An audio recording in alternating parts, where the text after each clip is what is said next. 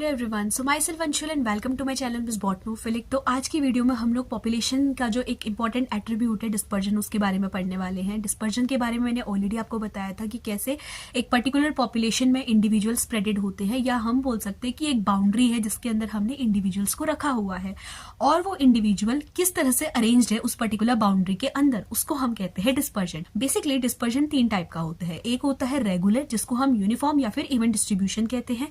Second आ जाता है हमारा रैंडम, और तीसरा आता है हम लोगों का clumped. First category is the regular dispersion, जिसको हम इवन या फिर यूनिफॉर्म डिस्ट्रीब्यूशन बोलते हैं। That is the individuals are arrange with respect to one another at the uniform interval.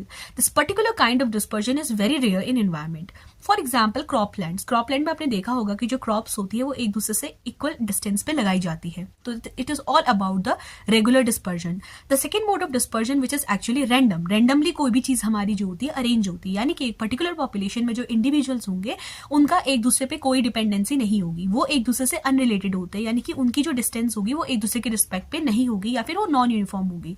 For example डेंडेलियंस, क्योंकि डेंडेलियंस में जो डिस्पर्जन होता है वो विंड के थ्रू होता है और एक तरीके से उनका जो हमारा प्रेजेंस होता है वो बिल्कुल रैंडम होगा। ठीक है, वो इक्वल डिस्टेंस पे नहीं होंगे एक दूसरे के रिस्पेक्ट पे।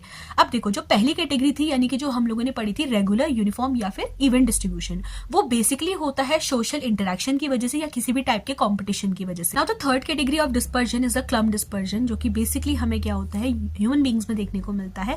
It is all because of the social interaction. ठीक है, सोशल इंटरेक्शन की वजह से, ज्योग्राफिकल डिस्ट्रीब्यूशन की वजह से हमें क्लम्प टाइप का डिस्ट्रीब्यूशन देखने को मिलता है, यानी कि जो ऑर्गेनिजम्स होते हैं वो बिल्कुल ग्रुप्स में रहते हैं। ठीक है, तीनों टाइप के डिस्पर्जन आई होप कि आप लोगों को समझ में आए होंगे। It is a very important attribute. तो आज के लिए बस इतना ही, मिलते हैं अपनी नेक्स्ट वीडियो में। Thank you.